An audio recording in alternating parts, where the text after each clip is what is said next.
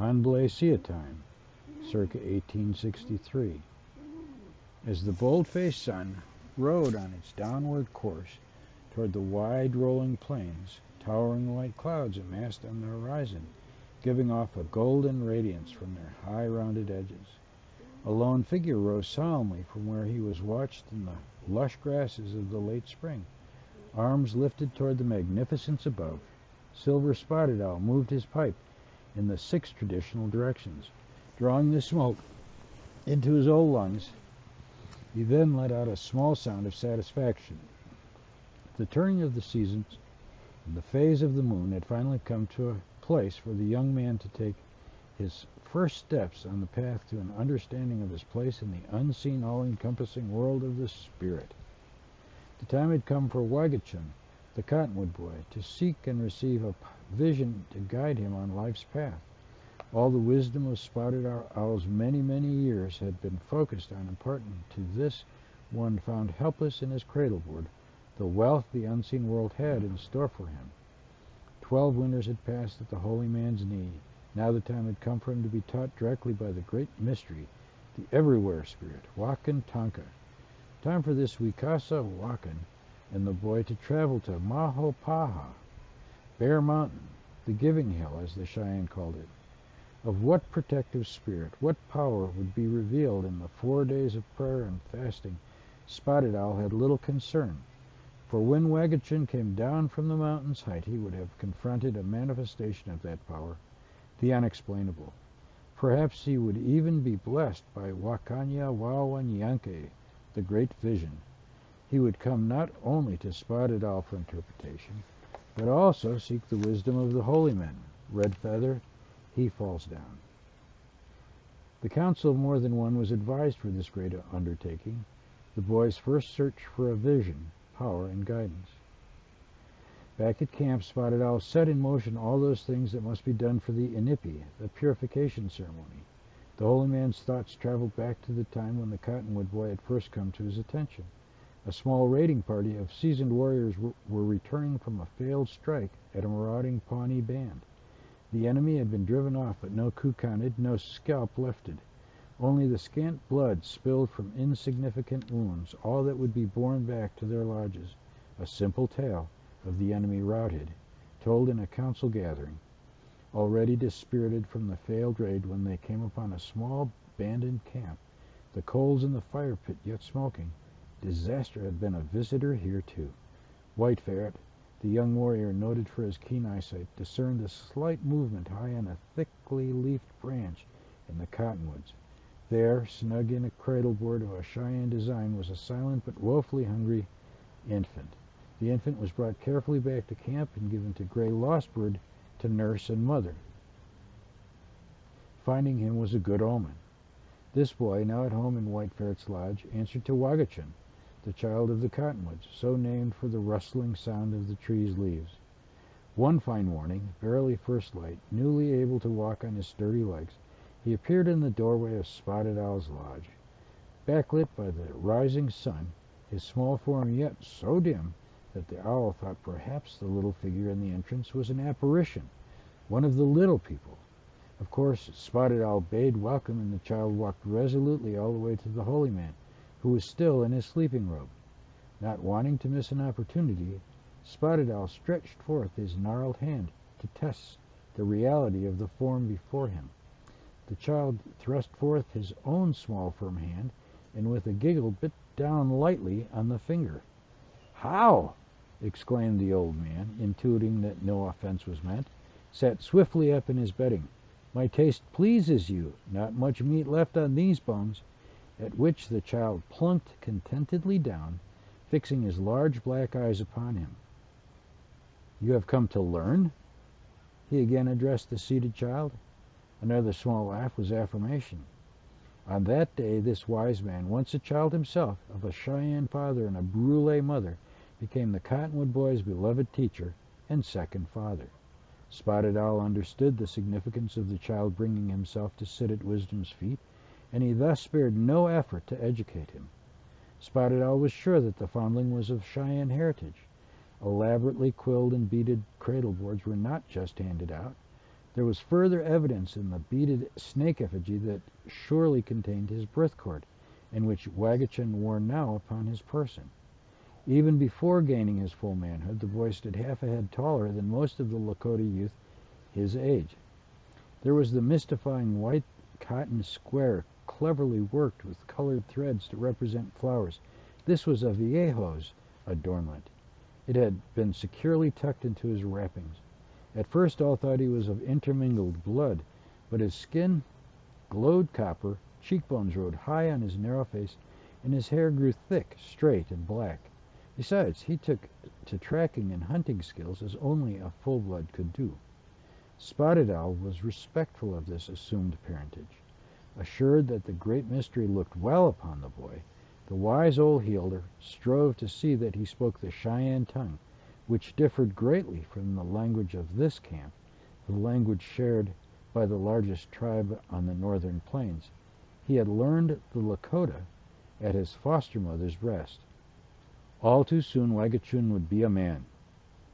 Spotted Owl, in his heart of hearts, prayed that Wagachin would return from the mountain, vowing to use his gifts for healing and discernment, not for war, to be a Pejuta Wikasa, to use the power in the green growing things for healing. This lanky youth spent much of his time away from the other boys, preferring to go to the river early to bathe on his own. On rare occasion he entered into play, preferring at a very young age the company of four-footed beings, bays, blacks, pintos, chestnuts, and paints, all the colors of the wind. Of special interest was the sole gray, spotted rump horse, brought at great effort from the Pierce-Nose people, the Nimiipuu, far to the northwest.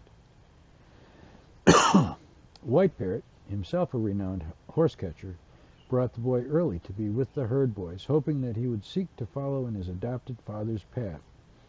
Eventually there was not a wild mustang brought into the camp that he could not gentle to the bridle, and he quickly learned the art of training a mount for the pursuit of the buffalo. Spotted Owl saw that he knew which plants could be used to cure, which fats could be rendered into healing ointments. Those for the people, another kind for the four-footed.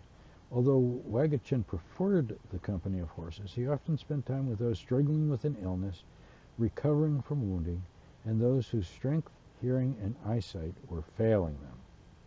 None who had guided him had concern for eventual outcome of the quest. His teacher hoped to make a healer of him, his foster father another skilled horse catcher. His foster mother hoped that he would accumulate enough horses and honors to have the wife of his choice. As for Wagachin, he voiced no preference for the Red Road, though he listened avidly to the accounts brought back to each victory celebration of the warriors, and he was becoming an accomplished and intuitive marksman with both the bow, the big knife, and even the power stick. Thus Silver-Spotted Owl's curiosity hummed like a stirred hornet nest for the outcome of Wagachin's quest, which path he would start on this very evening. Even as he walked out to the quietly grazing pony herd, the large stones were growing hot in the fire pit by the sweat lodge. He had come to bring Wagachin back for his inipi. There he was, off by himself, his superior height identifying him from the other lean, bare-chested, and breech-clouded boys.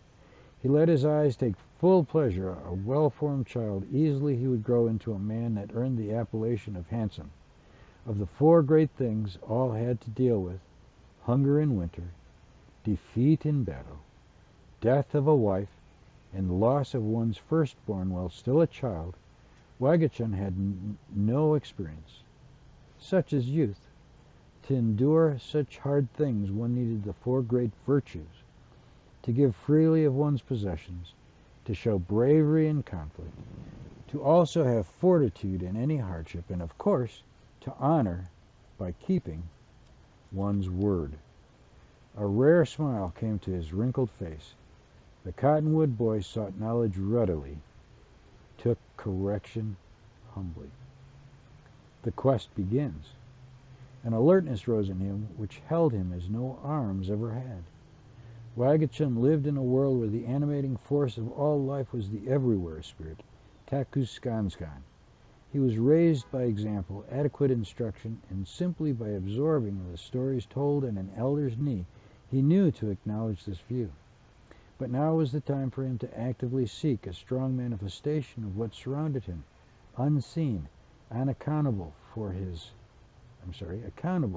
every breath, and to learn of his Wayakin, his guardian spirit. To accomplish this, he understood that all distractions, responsibilities, and the composition of his daily life must be set aside so that this could be accomplished. To this end, a vision of sacred power, he would leave camp with Spotted Owl and travel north to the Giving Hill, Bear Butte. They would leave camp this evening, and for 4 sunrises and sunsets, no food nor water would pass his lips. Oh, he knew what it was to have an empty belly, and he knew thirst, but never before had it been of his own choosing. As to isolating himself for a few days, he looked forward to that. To travel to this sacred place excited him. He did worry that hunger and thirst might come to manifest a hard-to-control need for depending on that which would satisfy. Would this not be a huge distraction? As they rode out, he talked to Spotted Owl about these concerns and was told to expect a struggle. He was, after all, young and inexperienced in seeking visions. A warrior must first learn to overcome himself before he could conquer an enemy. Yes, hunger and thirst could be thought of as enemies, depending on the circumstances. Certainly starvation was. Then, with a laugh, the owl told him, not even the viejos could stop the rain from falling. Food and water, he went on to say, were to be thought of as gifts to all from the great mystery. Riding quietly on, Wagachun thought back to his experience in the eagle pit and how he had been shown that it was not only self-control that would be tested. This time he would not try to accomplish anything without the help and authority of his elders. While he thought of himself as fearless, he also knew that he did not have much measure of his courage, and found himself thinking, please don't let me have a visitation of the thunder beings, the Wayak-Inyans. He could not imagine being a Heyoko, living his life backwards, seated on his horse that way. Excitement shot through him like the bright, brief stabs of heat lightning in the distant thunderclouds. He tried not to envision what his spirit helper would be, barely realizing that his hand was clutching the sole eagle feather he had retained from the eagle pit of years ago. A small red-headed bird was jerkily moving up the ponderosa pine he was focused on.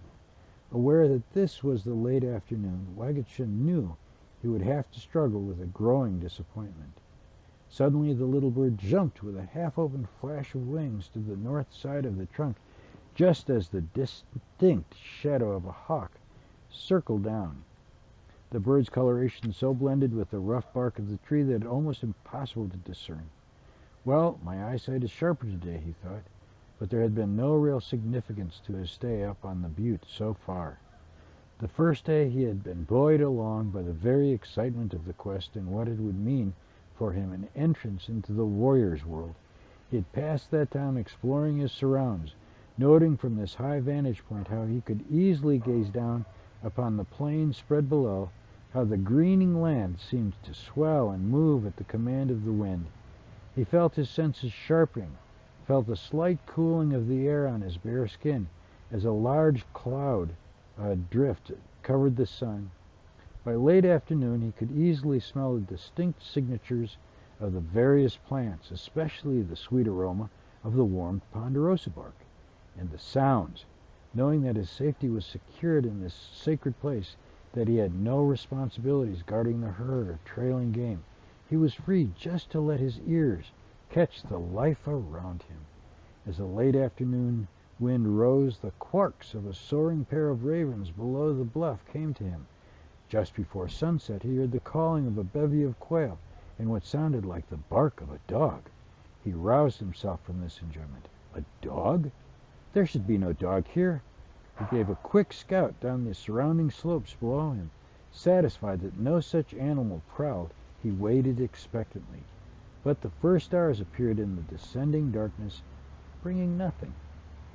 Neither hunger nor thirst assailed him, but with no cooking pot to watch, no fire to tend, no hissing, popping, frying sound, no delicious smells.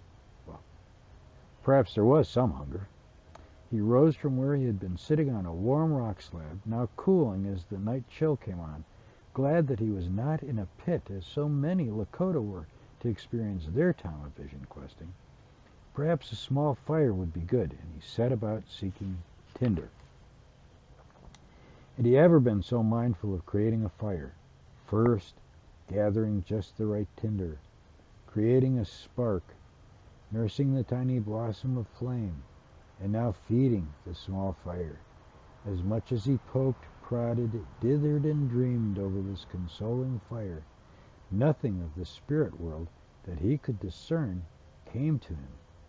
Very slowly, though, he began to be present and stilled his mind to remain in focus. Thus passed the first night. He woke stiff and chilled just before a gently breaking dawn, disappointed that he had not remained awake. How many nights had he remained on guard with the horse herd, alert and mindful? But then he could go off to catch some sleep back in the camp. Was it the lack of responsibility that caused this slackening in his discipline? That there was no one to observe him? When he stretched himself up, he saw, down at his feet, the distinct tracks of a little wolf. So a coyote had come fearlessly to his camp circle. What if that had been his spirit guide and he had slept through it? He longed to question Spotted Owl, or anyone, then found himself beseeching Wakantanka, the great mystery. Maheo on Shimala, yea, have pity on me. His desire from earliest childhood had been to heal, not to nurture, tend, or raise such as a mother does. He had no example of that, but to heal, then walk away with the satisfaction of knowing that the disruption or illness had been driven out at his behest. He stood now, humbled beneath the morning stars, opening his heart, seeking his future, trying to trust in the unveiling, holding back the dispiriting feeling of his own inadequacies. Trying to bolster his confidence, he recalled his naming, his good name, Wagachin, after the tree he had been found hanging from, whose leaves rustled at the slightest pass of the air. This tree had long been thought to have a connection to the higher powers, and his naming had been thought to connect him, to make him spiritually sensitive. What he hadn't been told was that this name also been selected for how each leaf reflects the splendor of the sun, submitting to the cycle of nature as the sun moves away with a glorious burst of golden color. So far, all that had been revealed to him thus far was the strong pull of hunger and thirst, especially thirst. He'd gone hungry before, and knowing that there was nothing to eat up here made it much easier to forego the slight pangs he had experienced. But the thirst! Upon awakening this morning, he found himself intently staring at the luminous, round drops of dew upon a buffalo berry bush. Reaching out, just the slightest touch caused those drops to coalesce and roll deliciously down the silver-gray leaf and drip to the dust below, which absorbed them quickly. Could he moisten his mouth? It was so dry. A small shaft of morning light illuminated the bush. Had anything ever looked so inviting? The third day. Glad he was to see the sun rise on this, his third day. Would today be the day, he thought, lying on his back, scanning the sky that was slowly lifting veil after veil of luminous rose-colored strips of cloud from the emerging horizon. Small streaks of red shot through the farthest reaches. He had been awake all night, or so he thought, his mind dulled by the effort it had cost him to stay awake. But now he was content just to lie here and gaze into the heavens. Walking the perimeter of the butte he had done each morning, he looked keenly for any sign. The chattering of a small animal in the underbrush spoke not to him, nor strangely did the high, shrill keening of a hawk.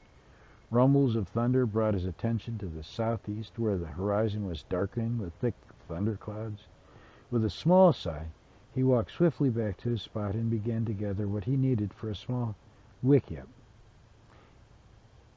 The rain, when it came, had such a gentle persistence that he barely felt wet, yet small drops fell from the ends of his braids. It was a temptation to hold one, just one, over his lips. He calmly watched the bark of the pines darken with absorbed moisture, the air sweetened with fragrance, fresh and invigorating. Soon the prairie below would send up its blanket of grasses even higher, the herds would fatten, raiding could begin, and the buffalo would come forth once again. We will all be satisfied with this gift of rain. Watching it soak into the earth, he thought of how easy the earth accepted such gentle rain. He left his little shelter to walk out into the wetness, stretching his arms, holding his face up to receive it, daring to stick his tongue out, but not to taste or swallow, just for the delicious feel. Moving to let his mouth fill, then letting it run out over his chin, falling to his knees in a slight puddle, letting his head hang, receiving each gentle splat like a blessing as much as the land he filled on did. This, then, was what the wise men had called wakan tagnaka, gratefulness, and his heart swelled within him. So overwhelming was this feeling. Is this my vision? Am I prepared? I am. I am. Bring it to me, he practically shouted at the heavens, his young heart beating in anticipation, tripping away, thundering in his ears like the rapid striking hooves of the fastest pony that he had ever ridden. Hours later, doubt entered into him, swift as an enemy arrow. How will I know? I have never done this. If only Spotted Owl was here to guide me. He was cold, wet, hungry, and very tired, worn out with anticipating, struggling to still believe that a protective power of the Spirit would materialize. He ached for a sign. Every oddly twitching blade of grass, each unusually shaped cloud, and every call of the mainly silent birds caught his attention. The hours sped by, although to him it seemed as though the sun stood still in the occluded heavens. Surely he was in an unnatural state. In extreme frustration he began to pace the perimeters of his camp, then freed himself to run, to race, as all concern for a vision dropped from his tense body. Soon he was mindlessly circling the butte in a measured pace, till pleasantly exhausted he dropped down beside his little wickiup. Darkness was coming on swiftly now. The brightest stars sparkled in the deepening colors of the sky. Here and there a gleaming arc of a star burned itself out across the night above him.